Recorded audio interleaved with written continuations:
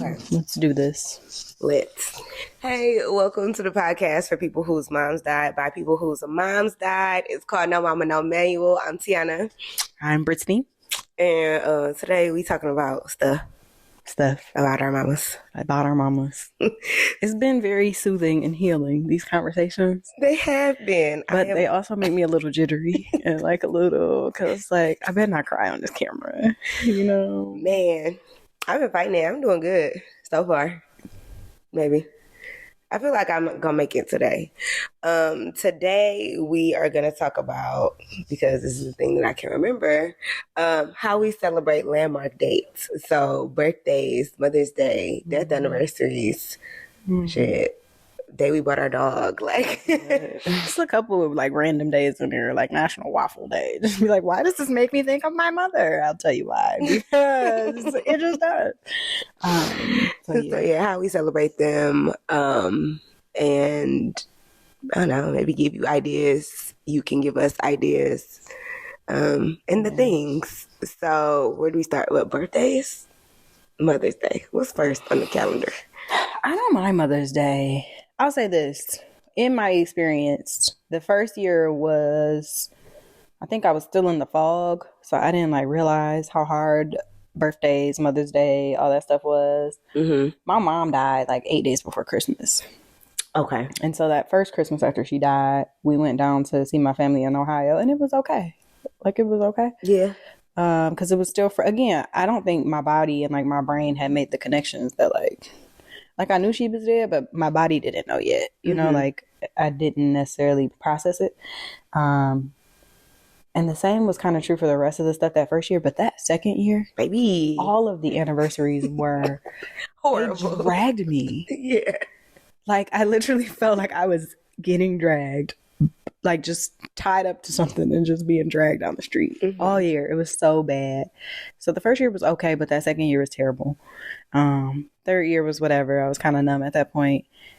And then by year 4 or 5, I was like, I can smile again. Like when I would think about mother, it's like less tears, more smiles. Still some tears, but more smiles. So I'll just say that depending on where you are in the process or in the journey, it could feel different, because that second year, surprisingly, I was like, oh, I already been through a Mother's Day. I'm gonna be straight. No, ma'am. Straight. No, ma'am. Didn't leave the bed.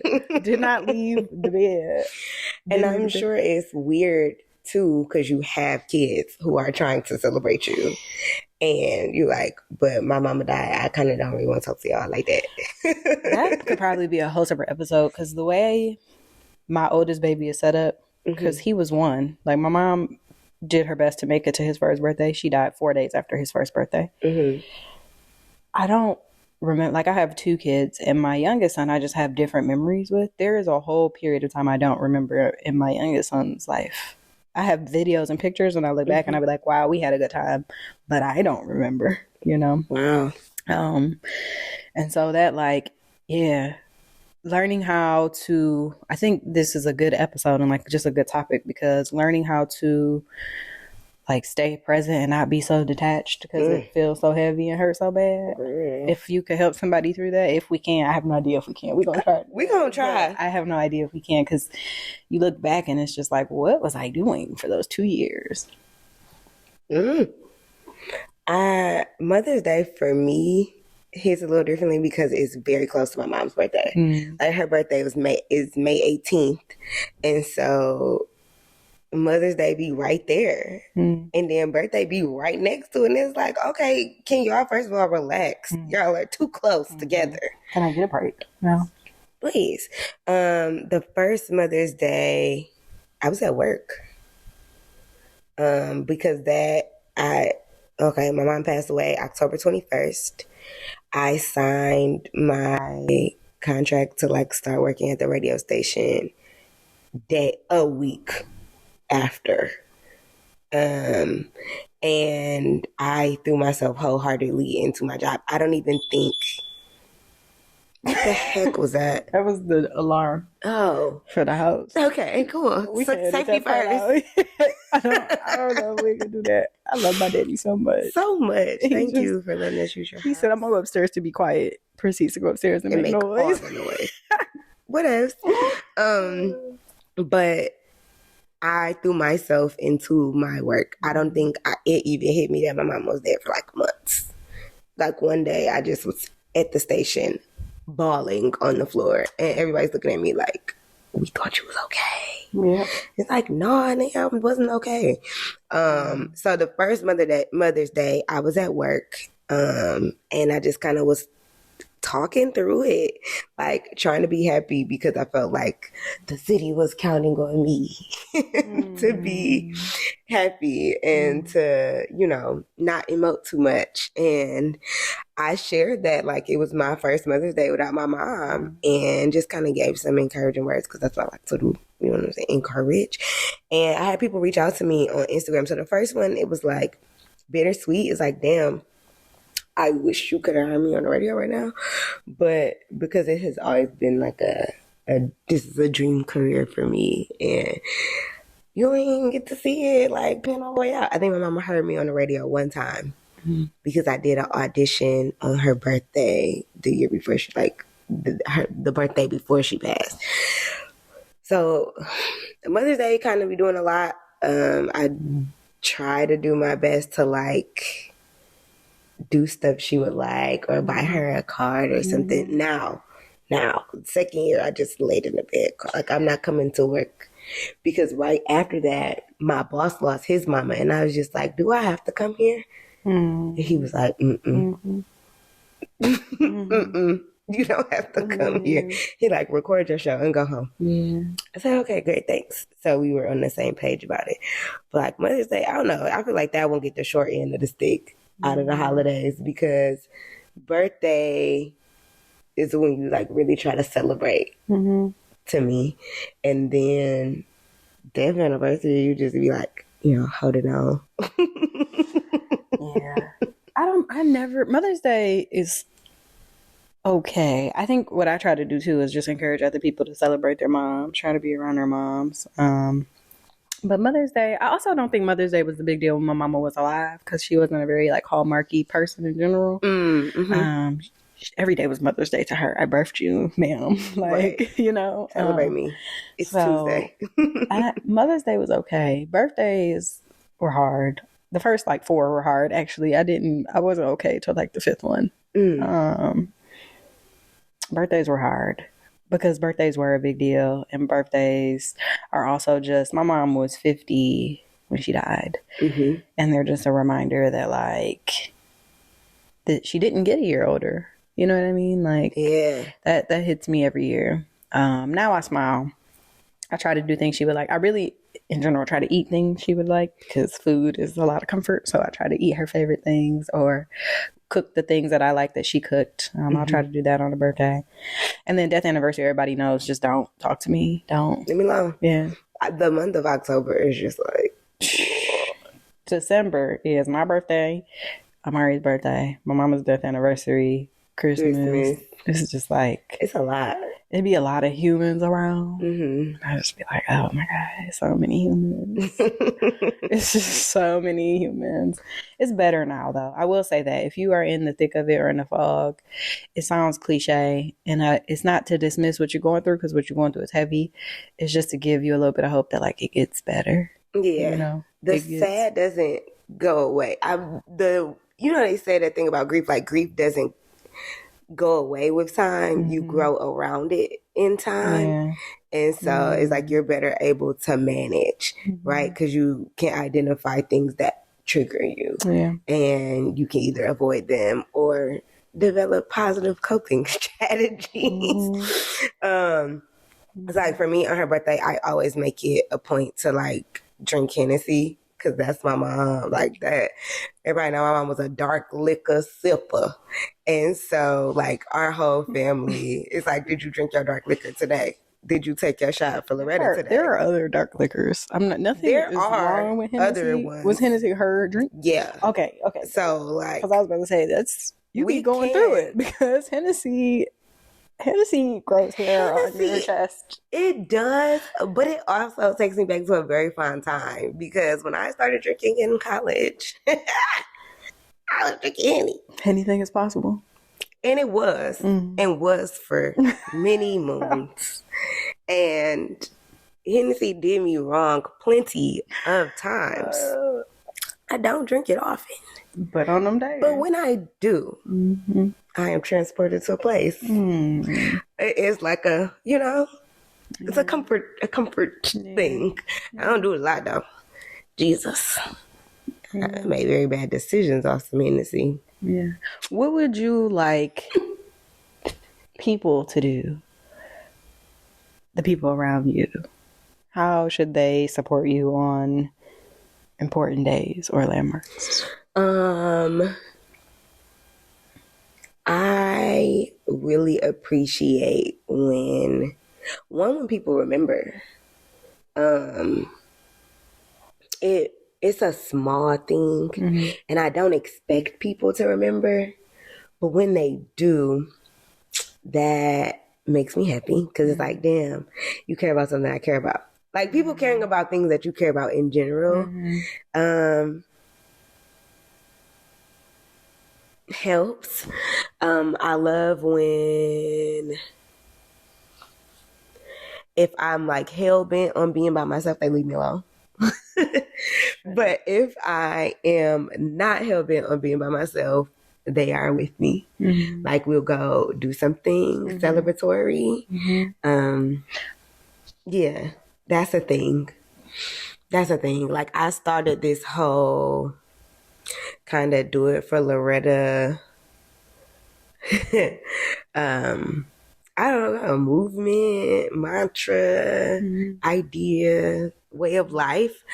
And basically my mom and her passing has inspired me to like live better, love better, and do more. And so I try to make sure like on those days I am doing something that falls under that. And I like to share that with people when I feel like it. And when I don't, like, just leave me alone, please.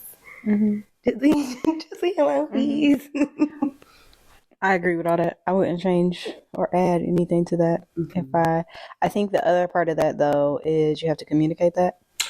And sometimes I do. Sometimes I do real good at it. And then sometimes I don't. And it just be what it be. Yeah. I'm growing. I got a therapist. I feel that.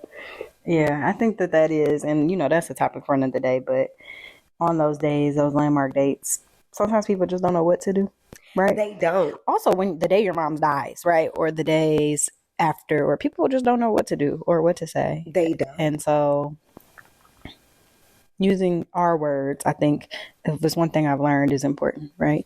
Hey, I need support today. Or hey, I don't want to talk to humans today. I say it like that. And, being around people that be like, I'm not going to take that personally because I know what you mean by that, right? That's important too. But yeah, I would second everything you said. Remembering, one of my line sisters is good for like having reminders in her phone, like on her calendar in her phone. And before I met her, I had never done things like that. I tried to remember things off the top of the dome. It never occurred to me to put things like that in my phone, right? Because you could. And it's so helpful. And it's so thoughtful.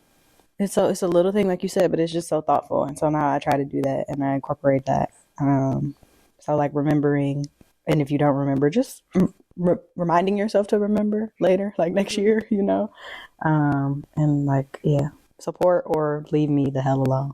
Yeah, in that order. And make sure them kids leave me the hell alone too. Right. That's also important because don't knock on my door because today is not the day. Today is not the day. Yeah.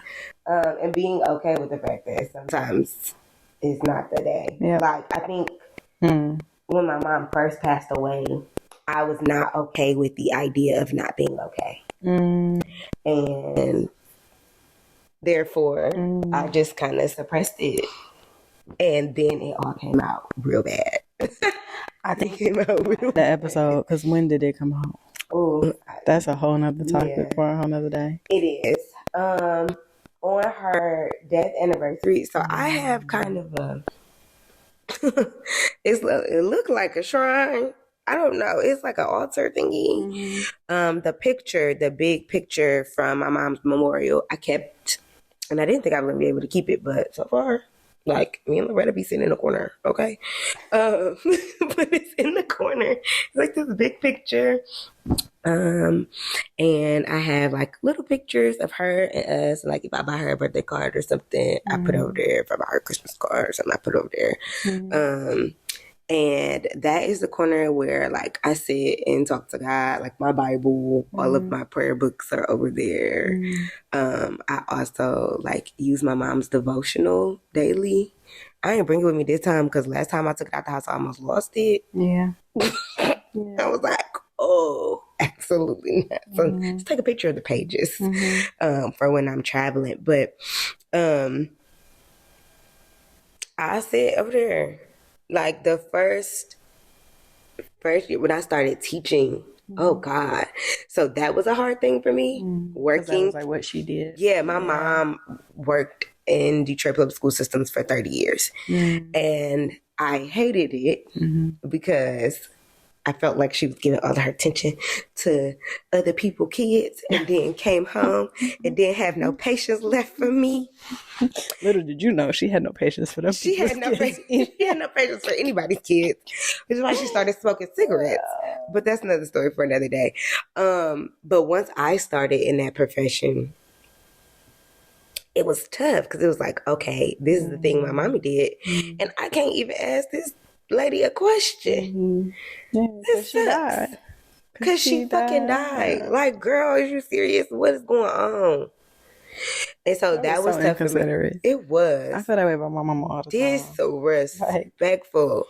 But whatever. I was teaching. And so on that day, I think I gave them the first year we were in the virtual learning type shit. And so I pretty much just gave them an assignment to work on their own. And then I laid in the bed because nobody could see me. We was virtual. I could lay in the bed if I wanted to.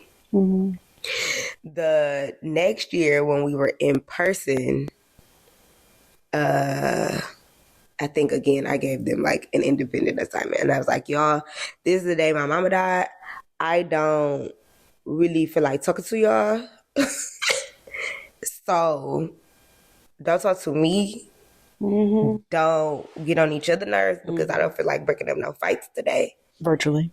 No. This was in person. Oh, okay. I stood in front of the classroom. Hey, y'all. This the day my mama died. I don't feel like talking to y'all. So don't talk to me. What grade is this? I had 10th graders. Okay, bet. And they was like, all right, Miss A, we got you. Oh. And I'm like, my niggas, hold it down. And I sat in the corner. Oh. I fucked with my kids because the thing about it was teaching high schoolers, and especially on the east side of Detroit, they have experienced a lot of loss, and like a lot of them, they mamas had already died, or they didn't have a relationship with their mama. So like they like, all right, cool, y'all don't get on this, like don't get on this today. And it's like, oh, my girl, what your loud ass? Have a seat, but thank you though. That's so real. My girl, they held me down. They held me down. And I think, or no.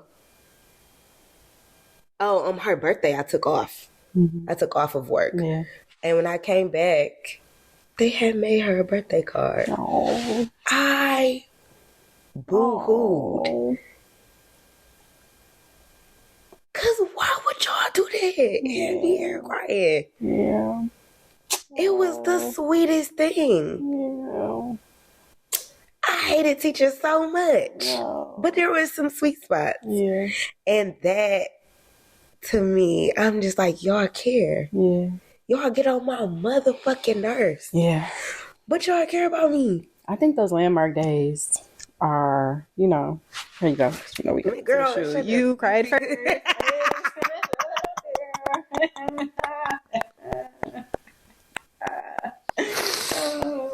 It was a good cry. It was a good one. But those landmark days are, you know, people don't know what to do, but doing something helps. Yeah. It helps. Yeah.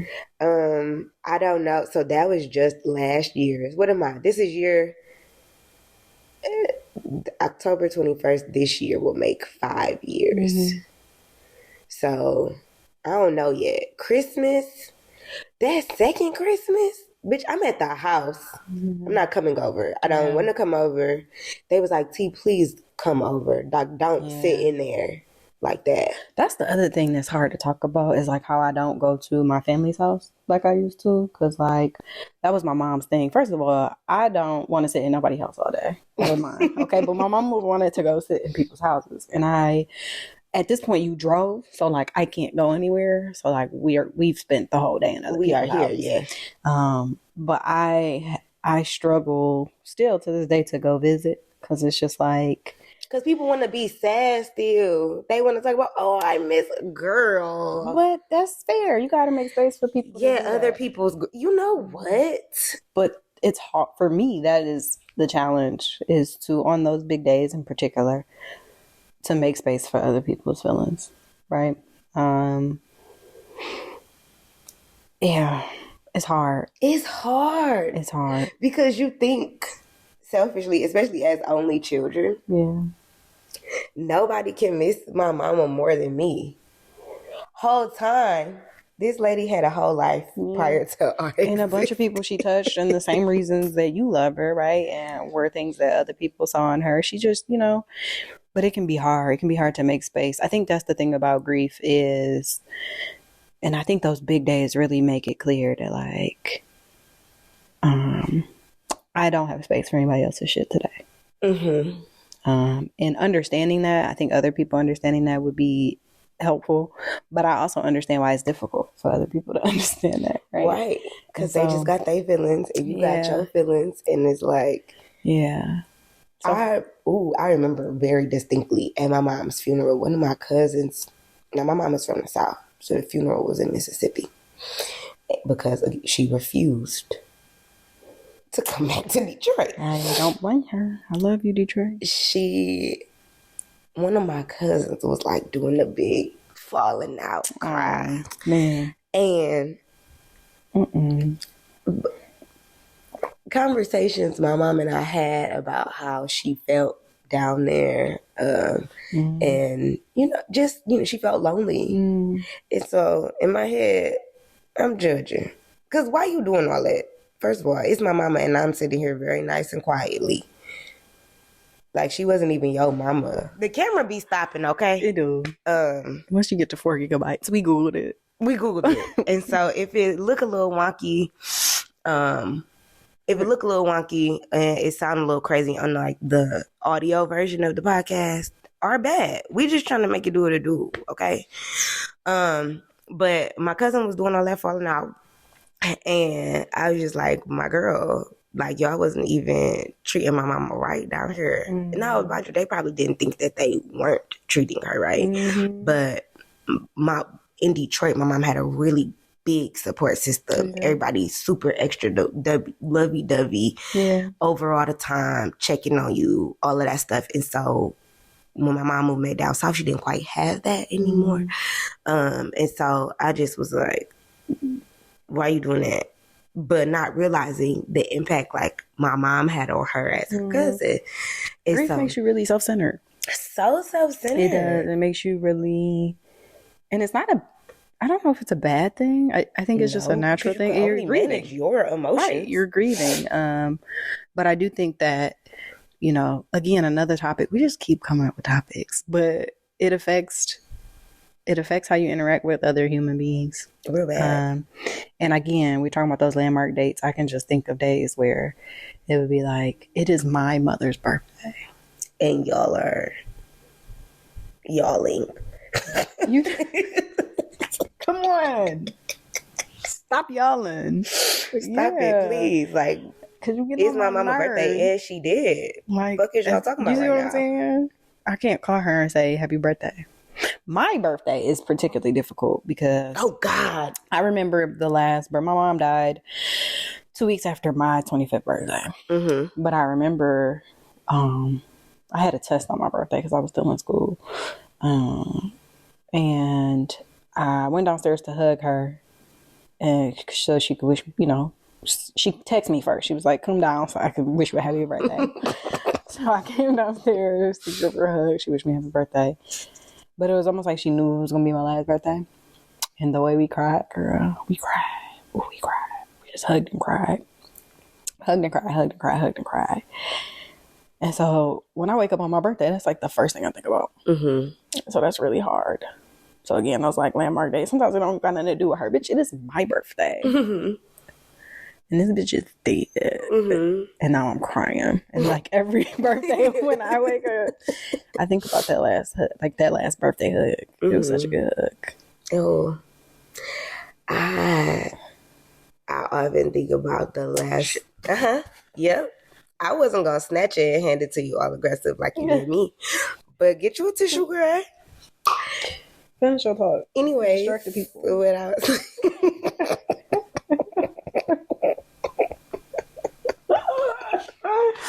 was on my birthday,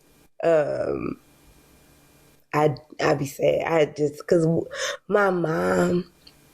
So for everybody's birthday, it doesn't matter whose birthday it is, what's going on, she sings the Stevie Wonder Happy Birthday song, but she does it so enthusiastically and like it's in a way that only Loretta could do it, and everybody looks forward to it every year. And so my first birthday, after she passed, she couldn't call and sing me the song. Yeah. Did you have any recordings? I listened to my mom's recordings. I had some voicemails that she left me. And so I listened to her sing me happy birthday. I found one year for my goddaddy's birthday, my godsister had everyone send in videos wishing him a happy birthday. And in my mom's phone, she had recorded her video. You know how old people record things? Like they have the camera and they looking all stupid. Loretta. If there's an old person in your life, you that know Facebook exactly profile photo, baby. And she sang the happy birthday song from my goddaddy's video. And so I have it. And I listened to that. But it's like, girl, who is... And so, of course, my family, like, tried to sing it to me, and I'm just like, it's not the same. But I appreciate y'all niggas for real, but it's not the same. And so that's the thing. But like accomplishments, that's a whole nother episode. Accomplishments. That first pregnancy, we'll talk about that a whole nother episode, because we'll talk about how, like you, I went right back to work. My mother died. I took a test 10 days later. The most notoriously hard test, actually. So much so that my professor didn't believe that my mother was dead and thought that I had made that up. Why would anybody make that shit up? I'm a black woman. And I'm going to leave it there. All right. And actually, that's the end of the episode. Okay. Because that is why that happened. So imagine how... That's a whole nother episode for another day. But that whole dynamic of like... people expecting you to push through and be strong and not even believing that you're human and have grief. You know, that's a whole nother dynamic of how my profession and the route that I chose has affected this whole journey. But I will just say that on those big days or on the random days when you're at Waffle House and you don't ask for your waffle well done, but they make your waffle well done, and your mama like well done waffles, and now you are falling apart in Waffle House. True story. On a random Tuesday, give yourself grace and let yourself be human. Yeah. And if you need people, tell your people. People cannot read your mind. Okay. They cannot. I am not your doctor, but I am a doctor. And one thing I tell my patients is, you know, when people are hearing voices, we treat that. We do. And it's a valid diagnosis, right? It's something that needs treatment. So if you expect people to hear your thoughts, right? Hear what you need, hear what you're thinking, and you never said that, you're setting them up for failure, right? That's not healthy. We look at that as something that is not healthy in the medical world, right? Yeah. So expecting people to do that is unhealthy. So say what you need, you know, and if it is, leave me alone, mean it. If it's, hey, I don't know what I need, but can you just be here? So, you know, we can say it. Then say that. And find the things that are, you know, eat a waffle. Sometimes that's what I do. I just make a waffle, burn that bitch. I'm like, the burnt waffles are nasty, but she liked them. So I'm going to just make a burnt waffle because it's fucking nasty, but this bitch liked it. So yeah, little things like that. Find your joy. Find your joy. That's all I got. We would love it if y'all shared what you do on those big landmark days or on those random Tuesday moments. Yes. And how you honor your mommies. Because we just out here with no mama, no manual. Literally just out here. So help us. Help us too. Yeah, we'd appreciate it. That's what this is for. Sharing and acknowledging. So if you're listening, if you're watching, do that. Share the things. We will share with you how you can be in community with us. We got a Twitter now. Whoop, whoop. We got an email. We got an email. We'll post the things for you. We won't bore you with those details. But yeah, connect with us. We want to connect with you, and we will see you and talk to you in the next one. There it is. Boom. Okay, love you. Bye.